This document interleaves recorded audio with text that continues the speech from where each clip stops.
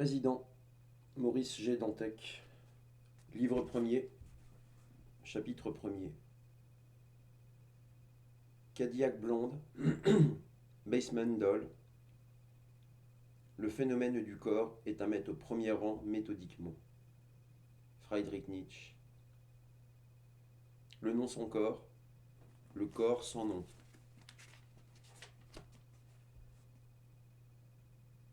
Le nom sans corps. Alpha.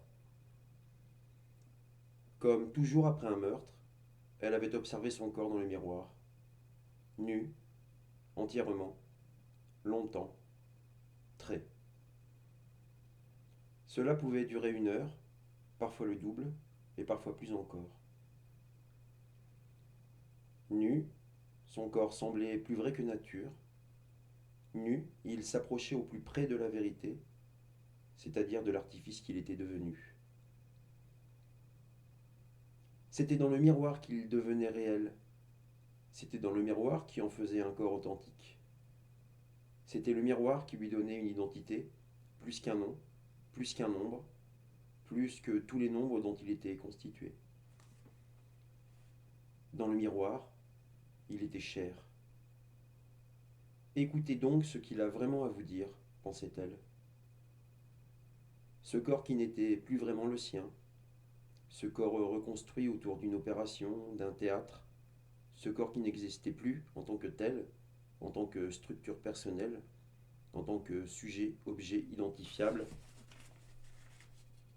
par son possesseur. Ce corps cosmétique, chirurgicalisé, réingénéré, reformaté, ce corps manufacturé, machinisé, plastifié, ce corps refabriqué, ce corps dont les formes charnelles cachaient une forme sans le moindre sens, ce corps nu dans le miroir était la seule image vraie, parce qu'il contenait un secret qu'il avait transformé en ce qu'elle aurait pu être, mais ne deviendrait jamais. Besoin d'une explication supplémentaire, Homo sapiens de passage? Ce corps n'était pas faux. C'était une fiction. Il était plus vrai que le vrai. Il était plus vrai que celui qui était né, qui avait vécu et qui était mort. Elle ne deviendrait jamais ce qu'elle était. Elle ne serait jamais ce qu'elle deviendrait. Le clivage était irrémissible. La fracture était physique. C'était de l'ordre de la tectonique des plaques. C'est pourtant simple. Il suffit de vouloir le comprendre. Son corps avait été refait, mais ce n'était plus vraiment son corps, en tout cas plus vraiment un corps de femme. Le corps qu'elle avait possédé un jour avant le monde. Ce corps refait, ce corps copie, sans original, ce corps simulacre restait l'unique et irréfragable preuve qu'elle était incarnée ici-bas, qu'elle y vivait et qu'elle y tuait. Qu'elle y tuait tout ce que ce corps puisse contenir à vivre dans les miroirs. Pardon, qu'elle y tuait pour que ce corps puisse continuer à vivre dans les miroirs. Cet homme, par exemple, cet homme auquel elle parlait sans ouvrir la bouche, cet homme ne savait-il pas ce qu'il risquait en lui adressant un regard appuyé alors qu'elle payait la location de son bungalow pour la nuit à la réception du motel? Ne savait-il pas qu'engager une conversation anodine est toujours un piège et qu'elle en connaissait les moindres mécanismes? Pourquoi lui avait-il adressé la parole, sinon pour la souiller aussitôt? Pourquoi lui avait-elle répondu, sinon pour retourner le piège contre lui?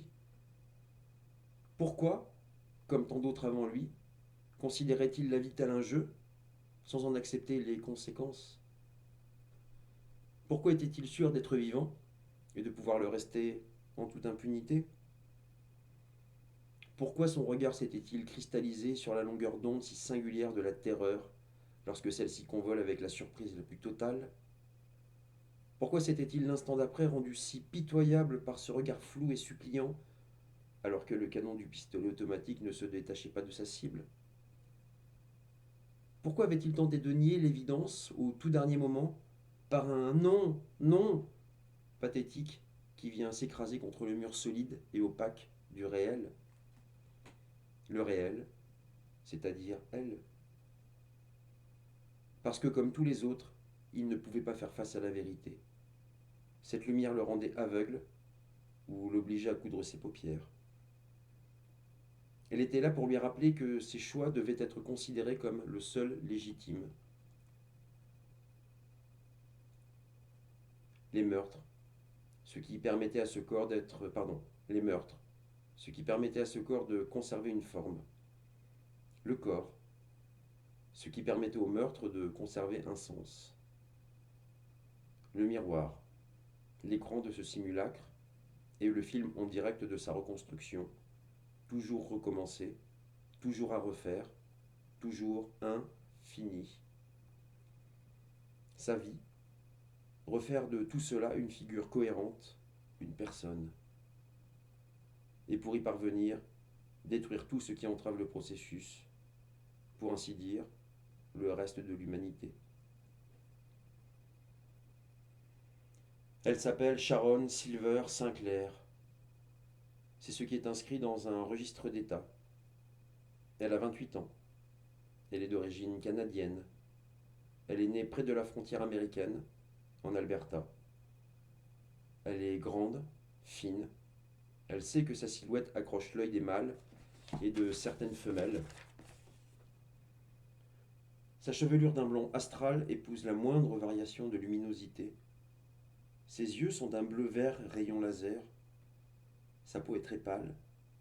Ses courbes dessinent de longues arabesques de clair-obscur dans la chambre. Ses seins sont fermes et redressés naturellement. Elle est attirante, très, dans le miroir, ou dans le regard de la personne qu'elle s'apprête à tuer. Elle est attirante, très. Elle l'a toujours été. Mais elle est détruite, complètement, en tant que corps, en tant que femme, en tant que mère, et même en tant que petite fille. Sa destruction a rendu son apparence plus rayonnante encore. Sa destruction a accouché d'un nouvel être, terriblement lumineux. Sa destruction en a fait une femme bien plus belle, aussi belle que l'arme qu'elle presse contre sa poitrine. L'arme est un pistolet automatique Sig Sauer, gris anthracite, compact, aux lignes dures et élégantes. Il est prolongé d'un silencieux, et l'ensemble formé de la culasse et du canon, ainsi rallongé, est ceint d'une bouteille de plastique transparente, maintenue à l'acier avec du ruban adhésif. Dans la bouteille de plastique, quelques pépites de métal tubulaire jaune laiton, des douilles éjectées alors qu'elle appuyait sur la détente. Dans la lumière irisée des néons du motel, on peut aussi y décerner de délicates traces bleutées, d'infimes résidus de poudre. Le miroir est une surface vif-argent où elle observe son corps et, en arrière-plan, l'homme mort, silhouette allongée au milieu d'une flaque pourpre au contour rouge, couleur charbon. Ses cheveux, irisations de métal ardent, sont maintenus en chignon dans le PVC transparent d'un bonnet de bain. Ses pieds sont toujours chaussés de sa paire de Nike. Elle sait prendre les distances qu'il faut avec le monde qu'elle traverse. Elle n'y laissera aucune fibre capillaire, aucune cellule épidermique, rien qui provienne de son corps qui est un secret. Elle ne livrera aucun indice corporel, pas d'empreinte, pas d'ADN. L'eau de Javel déversée dans la pièce centrale en détruira la moindre peptide. Son reflet armé se tient au centre d'une nuée couleur mercure. Son reflet armé est l'unique réalité objective. Tenant avec calme le pistolet automatique, ses mains sont fines, délicatement articulées, moulées par le latex des gants de chirurgie. C'est comme si son corps entier était fait de cette matière antiseptique, protectrice, translucide, cette matière clinique qui oblitère toute identité digitale. Son corps est factice. Il n'a plus d'existence singulière. Elle n'est qu'un nom, même si elle en utilise plusieurs. Elle en use et abuse. Sa personne est devenue une machine à dénomination programmable auquel elle s'adapte comme à de simples matricules interchangeables. Ses traces sont des cartes de crédit falsifiées. des nombres truqués, des identités artificielles. Plus tard, une fois revêtue de son costume pour salle blanche de neurochirurgie, elle s'occupera, à l'aide des instruments adéquats, d'extraire la balle de calibre 9 mm de la chair morte. Elle ne laissera jamais rien d'identifiable derrière elle, même si elle le voulait, elle n'est pas sûre d'y parvenir. L'arme qu'elle presse contre ses seins est encore tiède, et le corps de l'homme que cette arme vient d'abattre l'est aussi. Une seule est froide, une seule peut être aussi froide. Elle, elle seule est froide, elle seule peut être aussi froide. Sa température est celle de l'hydrogène liquide, du zéro absolu. Sa température est celle du cosmos. Les habitants de ce monde n'auraient pas dû détruire la source de chaleur qui habitait ce corps. Les habitants de ce monde n'auraient pas dû calciner l'âme jeune qui s'y développait. Maintenant, il meurt. Il meurt. Parfois il souffre, parfois non. Répartition strictement statistique. Rien de volontaire. Il y a longtemps que sa volonté n'est plus qu'une extension paradoxale de sa puissance, qui est un grand vide où se conglomèrent tous les vides dont cette planète habitée est constituée. Autant dire, cette planète en son entier. Alors il meurt. Les raisons pour lesquelles il meurt sont innombrables, mais peuvent se résumer à une poignée d'explications connexes et très simples. Il n'aurait pas dû se trouver là, pas à ce moment précis. Il ne fallait pas qu'il la voie. Il ne fallait pas qu'elle les croise. Il ne fallait pas qu'ils aient l'outrecuidance d'être vus, enregistrés, même pour une microseconde, par son nerf optique. Ils habitent ce monde, ils vivent, alors elle les exécute, elle les tue. Simple effet de causalité, équation, évidence, suite numérique, 0, 1. Puis elle regarde son corps factice devenir vrai dans le miroir. Les morts l'aident à faire de sa propre image une vérité absolue.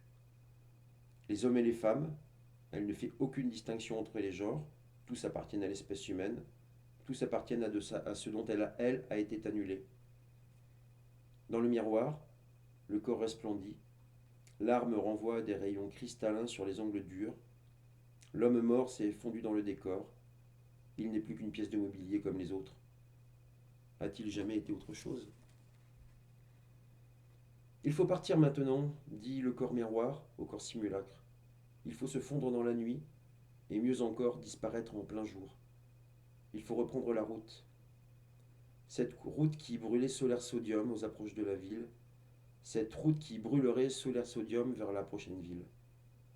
Oui, répondait le corps simulacre au corps miroir, nous allons repartir. Les deux corps s'accordaient sur un point précis. C'est parce qu'elle n'allait nulle part que personne ne pouvait la suivre, ni deviner sa destination. Elle n'était qu'un nom recouvert d'autres noms, des nombres et des données informatiques. Elle était un mouvement aléatoire sur le diagramme. Elle était un fantôme dans la machine. Elle aurait pu transiter par un routeur entre deux ordinateurs répartis à la surface du globe. Elle était un flux, des signaux, une matrice abstraite, un prototype sans modèle.